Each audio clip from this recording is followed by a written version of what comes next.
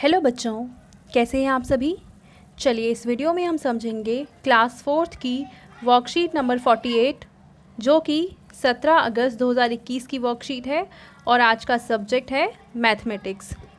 यहाँ पे आप अपना नाम लिखेंगे और यहाँ पे आप अपने टीचर का नाम लिखेंगे। तो चलिए हम अपनी वर्कशीट को स्टार्ट करते हैं।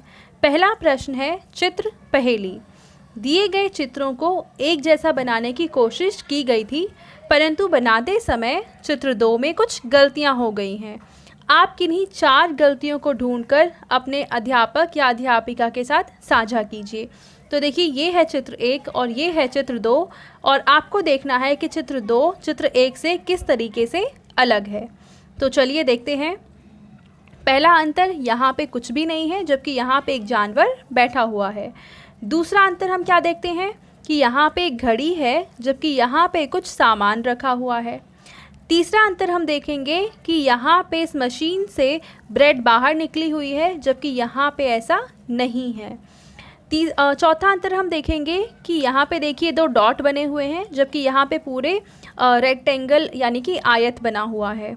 इसके अलावा हम देखेंगे यहाँ पे फ्रिज पे 3 डॉट हैं जबकि यहाँ पे एक पेपर चिपका हुआ है जिस पे कुछ लगा हुआ है। इस टेबल के ऊपर देखेंगे 2 बॉटल्स रखी हैं जबकि यहाँ पे कुछ भी नहीं है, ये खाली रखा हुआ है। तो आप इस तरीके से इनमें से कोई भी 4 अंतर अपनी कॉपी में लिख लेंगे, ठीक है। अब हम देखते हैं अगला प्रश्न जो कि है अमित का जन्मदिन। कल अमित का जन्मदिन है। अंकिता और मम्मी ने उसके जन्मदिन के लिए घर को सजाने की तैयारी की है। सजावट का सभी सामान जो बाज़ार से आना है उसके लिए अंकिता ने एक सूची बनाई तथा उसमें सांकेतिक भाषा में कुछ सामान के नाम लिखने की सोची, जिससे अमित को जन्मदिन पार्टी के आयोजन के बारे में पता ना चल पाए। उसकी सांकेतिक भाषा को कुछ निम्न प्रकार से थी। आइए हम तालिका को पूरी करके सामान के नाम को सांकेतिक भाषा में लिखने में अंकिता की मदद करते हैं। पहले हमें इस टेबल को पूरा करना है। कंप्लीट कैसे करेंगे? तो कंप्लीट करने के लिए देखिए यहाँ पे 1 2 3 लिखा हुआ है, यहाँ पे हम लिख देंगे 4 5 6 7 लिखा है, फिर 8, फिर 9 है, 10 11 12 13 14 15 लिखा है, फिर 16 17 18 19 है, फिर 20 21 22 23 24 25 लिखा है, उसके बाद 26। तो इस तरीके से हमने इन सबको कंप्लीट कर लिया। अब हमें क्या करना है, सजावट का सामान यहाँ लिखा हुआ है और यहाँ पे उसके सांकेतिक भाषा में नाम है। फिर सजावट का सामान यहाँ लिखा है और यहाँ पे उनका नाम लिखा है। तो अब हमें करना क्या है, ये है रिबन। इसको सांकेतिक भाषा में लिखना है। हमें कैसे लिखेंगे? रिबन के लिए हम क्या लिखें? आर के लिए हम लिखेंगे 18। फिर आई के लिए हम क्या लिखेंगे? आई के लिए हम लिखेंगे 9। फिर बी के लिए हम लिखेंगे 2। फिर दोबारा से 2।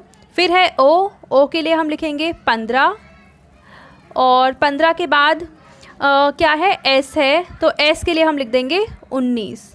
ये बन गया रिबन के लिए सांकेतिक भाषा। फिर है फ्लावर्स, तो फ्लावर्स के लिए हम क्या लिखेंगे? पहले एफ के लिए आ जाएगा 6। फिर है एल, एल कहाँ पे है? ये रहा, तो एल के लिए आ जाएगा 12। फिर उसके बाद है ओ के लिए आ जाएगा 15। उसके बाद है डब्ल्यू, डब्ल्यू के लिए आ जाएगा 23। देखिए यहाँ पे लिखा हुआ है। उसके बाद है ई के लिए क्या आएगा? 5। उसके बाद है आर, आर के लिए आ जाएगा 18 और उसके बाद है एस और एस के लिए आ जाएगा 19। तो ये बन गया फ्लावर्स के लिए सांकेतिक भाषा। आपको एक ही लाइन में लिखना है, पर क्योंकि यहाँ पे स्पेस कम है तो मैं इसको इस तरीके से लिख रही हूँ। उसके बाद है बलून्स, बलून के लिए पहले बी देखेंगे, बी के लिए आ जाएगा 2।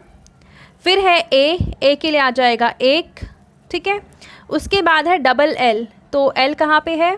ये रहा, तो एल के लिए 12। फिर दूसरे एल के लिए फिर से 12। उसके बाद डबल ओ है और ओ के लिए नंबर है 15, तो क्योंकि यहाँ पे 2 बार ओ है तो हम 15 भी 2 बार लिखेंगे। फिर है एन, एन के लिए आएगा 14 और उसके बाद है एस और एस के लिए आ जाएगा 19, ठीक है। तो इस तरीके से कंप्लीट हो गया हमारा बलून। उसके बाद है वॉल हैंगिंग। पहले हम लिखेंगे वॉल, वॉल के लिए पहले W लिखेंगे, ये आ जाएगा 23। उसके बाद है A यानी कि 1, फिर है L और L, तो L के लिए आ जाएगा 12 और फिर से 12। तो ये वॉल के लिए बन गया। अब हमें लिखना है हैंगिंग। हैंगिंग का मैं नीचे लिख देती हूँ यहाँ पे। हैंगिंग में सबसे पहले है H, तो H के लिए हम क्या लिखेंगे 8। उसके बाद क्या है A के लिए आ जाएगा 1। उसके बाद है N, तो N के लिए आ जाएगा 14। उसके बाद है G के लिए आ जाएगा 7। फिर है I के लिए आ जाएगा 9। फिर है N के लिए आ जाएगा 14 और उसके बाद है G के लिए फिर से आ जाएगा 7। तो ये बन गया हैंगिंग के लिए कोड। तो वॉल और हैंगिंग इसी के आगे आप यहाँ पे लिख देंगे। उसके बाद लास्ट में जो नाम लिखना है वो है कैंडल्स। कैंडल के लिए पहले C है, तो C के लिए हम लिखेंगे 3। उसके बाद A के लिए लिखेंगे हम 1। फिर N के लिए हम क्या लिखेंगे 14। उसके बाद है D के लिए हम लिखेंगे 4। फिर है L कहाँ गया, ये रहा, L के लिए लिखें हम 12। उसके बाद है E के लिए लिखेंगे हम 5 और उसके बाद है S और S के लिए हम लिख देंगे 19। तो ये बन गया कैंडल्स के लिए कोड भाषा। अब इसके बाद देखो आगे हमें बता रखा है, आपके पेरेंट्स के लिए सजेशन है कि सांकेतिक भाषा का प्रयोग यातायात के नियम आदि को बताने के लिए भी किया जाता है। जैसे हमने यहाँ पे सांकेतिक भाषा लिखी है, ऐसे हम अपनी डेली लाइफ में भी सांकेतिक भाषा का प्रयोग करते हैं। आपने देखा होगा सड़क किनारे कहीं बोर्ड लगा हुआ है जिसमें ये निशान बना हुआ है, इसका मतलब होता है जेब्रा क्रॉसिंग, यानी कि हमें सड़क को वहीं से क्रॉस करना चाहिए जहाँ पे जेब्रा क्रॉसिंग बनी हुई है। दूसरा आपने बोर्ड ऐसा भी देखा होगा, 2 बच्चे जा रहे हैं, इसका मतलब है कि आगे विद्यालय है, स्कूल है आसपास कहीं, और इस साइन का मतलब है मरम्मत कार्य चालू है, यानी सड़क पर कहीं पर काम चल रहा है। बच्चों को विभिन्न यातायात नियमों, संकेतों और उनके महत्व के बारे में बताइए। तो ये आप सब करेंगे कि अपने बच्चों को इन सभी के बारे में आप बताएंगे। आई होप ये वर्कशीट आपको अच्छे से समझ में आ चुकी होगी। Thank you.